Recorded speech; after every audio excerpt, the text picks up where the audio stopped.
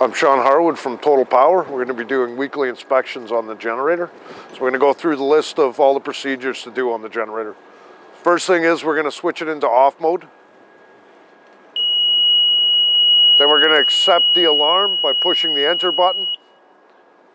That silences everything up top here. Now the generator's safe to inspect. Nothing can turn on. Everything's all safe. So first thing we're going to do, just inspect all the covers on the one side of the generator. Make sure nothing's loose. There's an outlet here that basically your coolant heater is plugged into. Just make sure that's not pulled out at all. We have a heating unit on the very top. We want to make sure that's turned on just by physically feeling, see if we have heat coming out, and we do. Next thing we can inspect is make sure that the breaker is functional. We're going to do a breaker test. The breaker's in the open, or sorry, the breaker's in the closed position. Now we're going to put it into the open position and it's going to throw an alarm. And we just push the enter button to accept the alarm. That silences that. And to know that the breaker's working good, we'll close the breaker again and everything locked in so we know that breaker's functional. Next test we can do, we'll do some battery checks on the unit.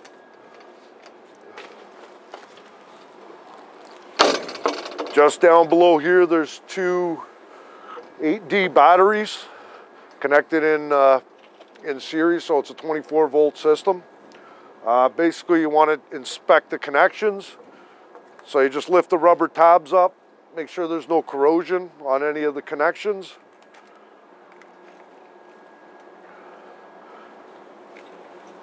Close up the rubber tabs again, just to be safe, nothing can drop on it. Then what you want to do is physically open up each cell on the battery, make sure your levels are up on it.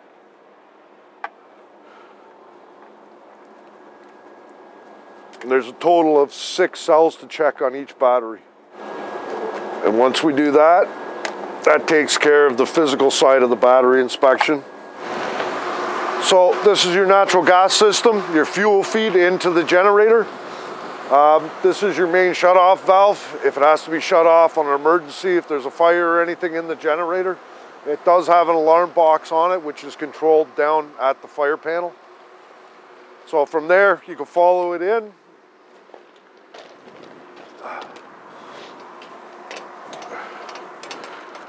And we're just looking for any bad connections or anything, just a quick inspection on it. There's no broken pipes, no broken bolts. Everything checks out there. We're good to go with the rest of it. So on this side of the generator, we're just going to inspect the connections on the starter motor. That's right here. So you're physically just going to pull the rubber cap back. Make sure there's no corrosion. Just feel the wires. Make sure nothing's loose. Everything checks out there. Both of these are your fuel solenoids for the generator that turn on the fuel system into the generator to make it ignite. So physically, you're just looking at the wiring quick. You don't have to really get too involved in this. Just make sure everything, there's no bad connections. The plugs are all connected. And from there, we can go over to the engine part. This is your belts, your fan belts for the system, just in behind this cage. And it's just a physical inspection. Make sure they're both on. You don't see any tears or rips in the belts. Everything passes there. We can go on to the coolant side of this. Right on the very top of the radiator, there's going to be a fuel cap. And you just want to physically open the cap. Here's your coolant level sensor. That's the top of your rad. That's the distance before you're going to throw an alarm. This is your rad cap. Very slowly take it off. Make sure there's no pressure there. And then all you're doing is just putting your finger in to feel where the level is. Level on this is good. And we're throwing no alarms. Rad cap goes on, and be sure it turns all the way to the lock position. And then that takes care of your cooling system on here. So then we're going to move over to any of the piping coming in for your cooling system, which is here and here and here. So basically you're just looking at any of the clamps, just make sure nothing's torn or none of the clamps look like they've come loose. You can just give them a quick feel. Make sure everything's tight there. Looking at it, we don't see any physical leaks or anything. There's no coolant in the bottom of the oil or in the bottom of the pan underneath the engine. As long as there's no coolant, no oil there, we have no leaks in the system. So we're gonna do some inspections on this side of the generator. We're gonna open it all the way up. Okay, we have your auxiliary load panel. This is basically any of the auxiliary electrical system for the generator, for the heater, for your circulation heater up top, your air circulation, for the GFIs, for any of the lighting in the generator. That's all controlled right here with your breakers. So you want to make sure everything's turned on, just a quick look. Then we can close that panel back up. There's emergency lighting right here. This is your emergency light pack, and that's your plug-in for it. And you do want to make sure that it switches on and up.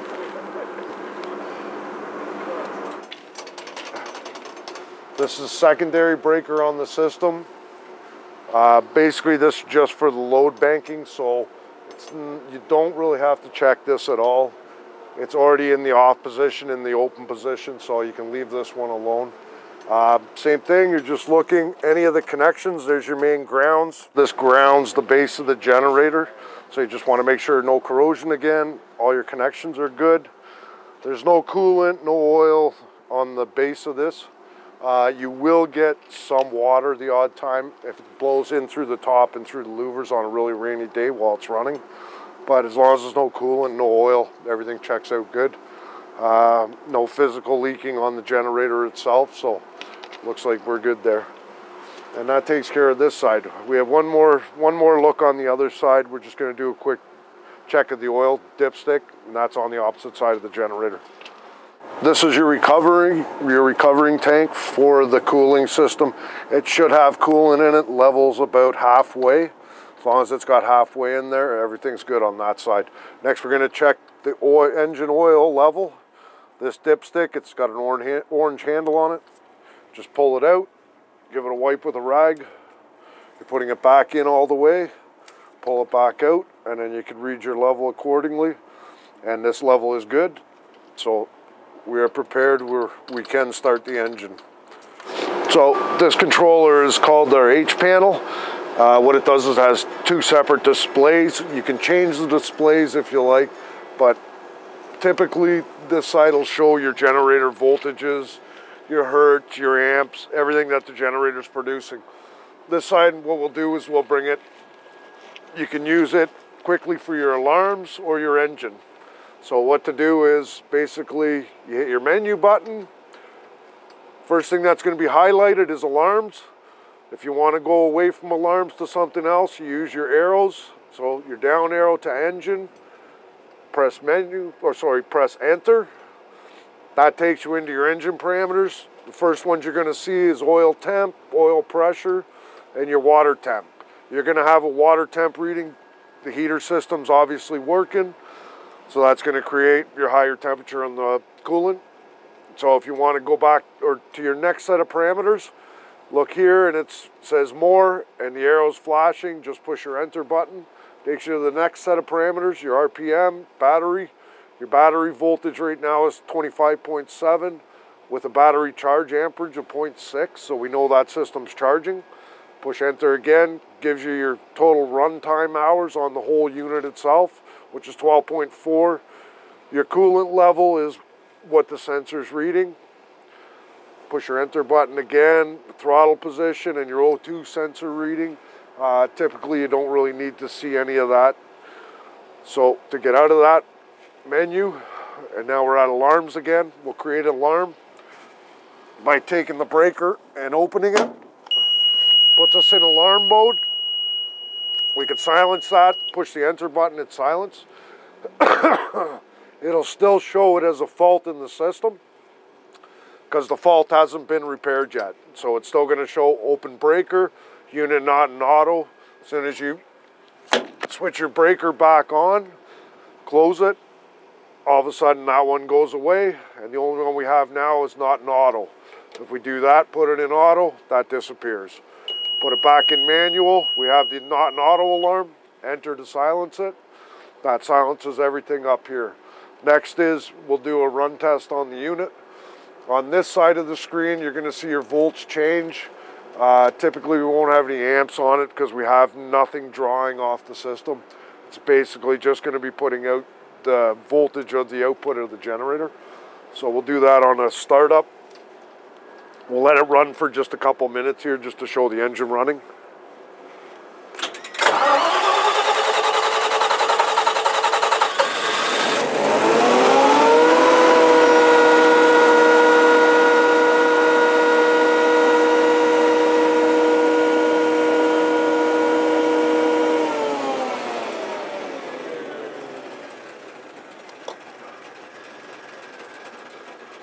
So typically we leave the engine running for about 20 to 30 minutes, no load.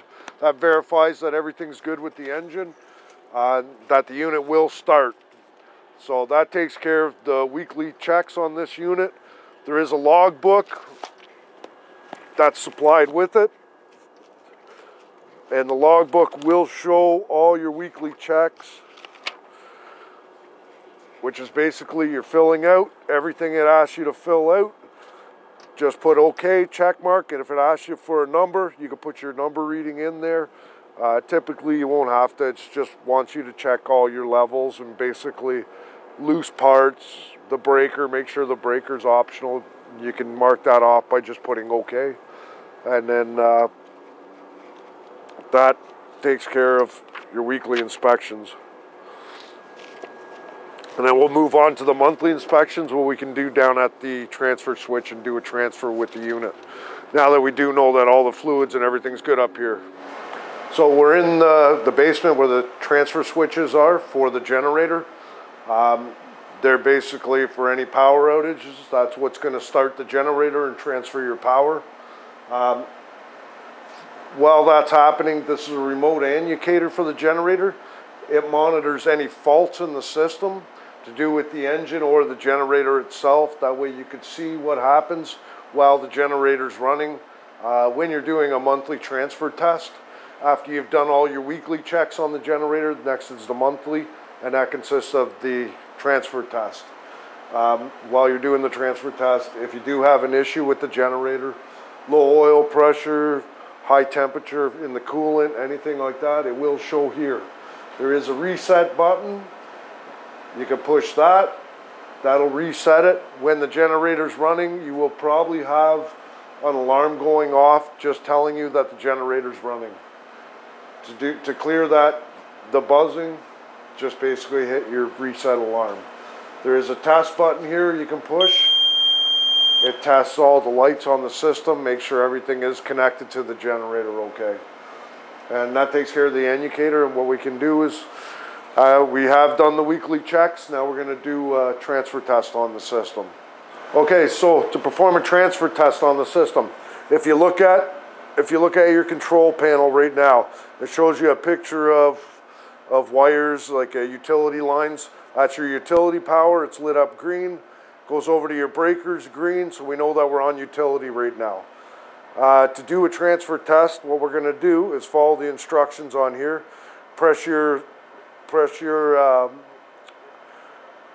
looks like your breaker button, and then we got to enter the password, which is 1.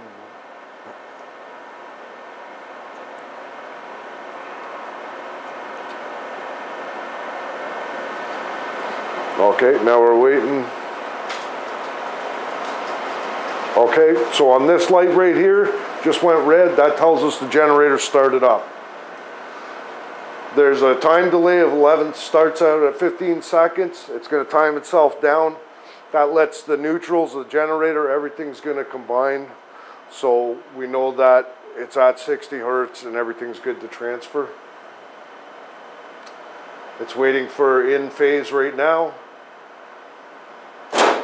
Now it's transferred. So right now it shows on the screen, there's transfer timer, 13 seconds. So right now we have utility is green, but coming into the building right now, we don't have power at the breaker. We have power through the generator to the breaker. This section's on emergency. And we're gonna do is perform a second transfer with the second transfer switch in the same procedure. So we're gonna perform the same procedure with the second switch. So right now it's reading utility. Utility's powering up this breaker. It shows the generator is running because we started it off the second transfer switch, so we're gonna do the same procedure. Hold the center button, ask you for the passcode, which is 1, 1, 1, 1. Okay, and we have a time delay. It's syncing its phases. It's transferred. Now on the switch itself, it will tell you it's set to transfer back in 1 hour, 60 minutes. So after 60 minutes, as long as the power in the building hasn't been affected by anything, the system will transfer back to utility power. And then it'll go through a cool down session with the generator engine, and then it'll shut off on its own too, and then the system will read into rest mode again in auto, ready to perform any other transfers that's needed. So we're gonna check on the annucator right now, and it shows you with the light flashing that the generator is running. And that's how to perform the monthly transfer test. What to do is after that, you can go back up to the generator and take readings off the screen because they want to see an amp reading on how many amps that the building's actually drawing, and your voltages, your engine temperature, and your oil pressure, which is it's all in the logbook that has to be filled out. So right now we're going through the countdown for the transfer to end. But if needed, we can transfer back by bypassing the timer. What we're gonna do is hold the center breaker button, and it's gonna go through its in-phase check, and it's gonna transfer back. So we bypass this panel. So we're gonna bypass back to utility power, doing the same procedure as we did on the first transfer switch. Hold the breaker button, just hold it in until everything sinks back. You can release it. It's doing a countdown now of 11 seconds. Once it clears that countdown, the system will transfer back as long as utility power is okay. And there we go. Now it shows again that utility power is live coming into the breaker. The only thing that's happening right now is the generator's running, and it's doing basically a cool down countdown on the engine. Once that countdown counts back to 0, the generator will shut off. This light will go blank. The light on the annucator will shut back off, and the system's back in auto, ready to do another transfer if the power comes out.